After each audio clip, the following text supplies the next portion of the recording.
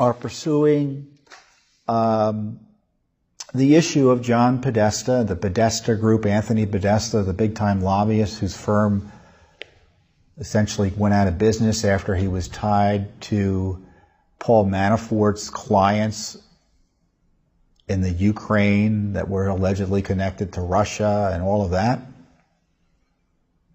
Manafort was indicted. He's connected to Trump. Podesta, a well-known Democrat lobbyist whose brother, John Podesta, obviously Hillary Clinton's one of the top advisors over the years, including during her campaign, he hasn't been indicted. So what we did was we sued we asked for and then sued the State Department for records about Mr. Podesta and the Podesta Group's involvement with the State Department. And we did get some records. And we got initially a remarkable 5 pages of records from the State Department about what the Podesta Group was up to with the State Department. And the records show that the Podesta Group was lobbying and involved with the Ukrainian entity that was tied to Russia.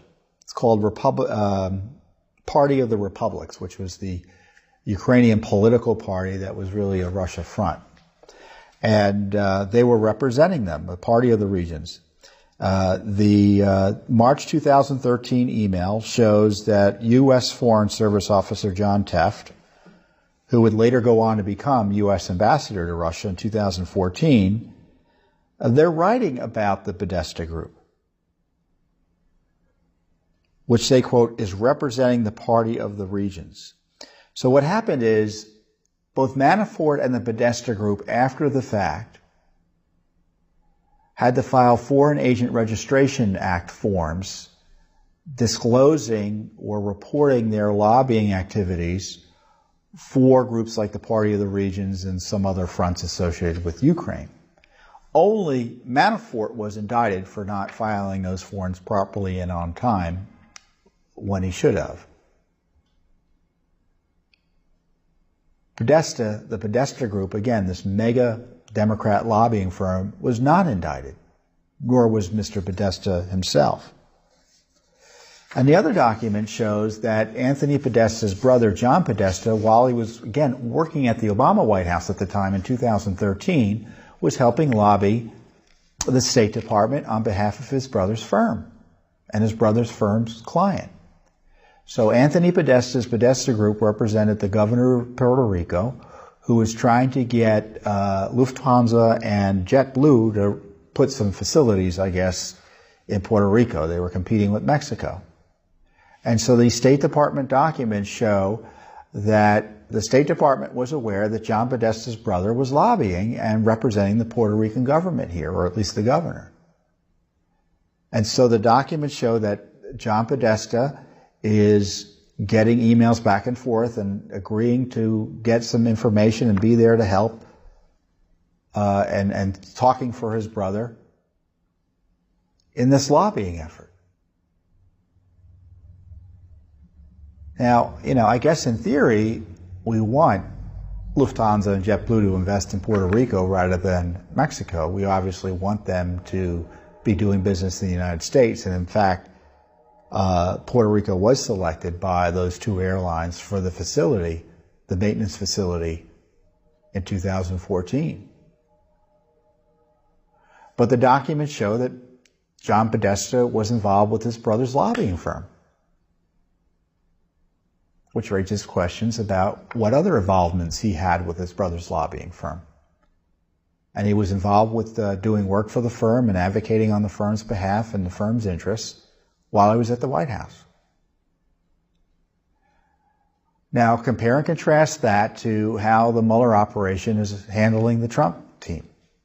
If these documents, if by the standards of the Mueller Special Counsel, these documents would be more than enough to bring the to bring the Podestas before a grand jury.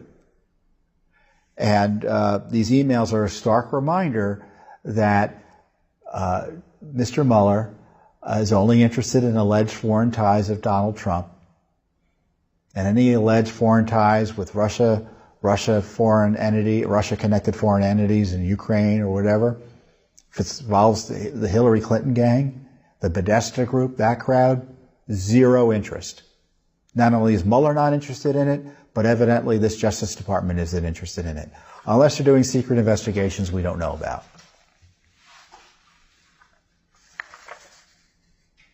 Again, these documents were obtained by Judicial Watch. They were not obtained by Congress. They were not obtained by the media. So we have documents out of the State Department showing the Podesta group was involved with this Ukrainian front for the Russians, the same entities that Paul Manafort is being charged for representing. Charged in criminal court. Anthony Podesta isn't being charged. So, how do you like them apples? And it's Judicial Watch doing this work. I keep on saying we are doing the heavy lifting on this oversight. We have over 30 lawsuits in federal court trying to find out what was going on with this Russia scandal, who was doing what, were there abuses, what's the truth. And to that end, we get documents now and again that are pretty illuminating, including these new Podesta records. So to sum up again, we've got confirmation in the New York Times the Trump campaign was spied on by the Obama FBI and Justice Department. We have detail that there are 13,000 records between Lisa Page and Peter Strzok that the Justice Department and FBI want to take 2 years to turn over. And now we have information out of the State Department, thanks to a Judicial Watch lawsuit, that confirmed that the Podesta group was involved in talking to the State Department about Ukrainian issues, which are Russia-connected, obviously.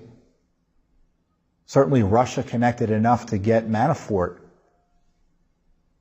convicted by the special counsel or indicted by the special counsel who is charged with investigating Russia-related links. And we also have the documents that tie John Podesta, a close Hillary Clinton aide, to both the Podesta group and lobbying the State Department, perhaps improperly. Not bad for one watchdog group.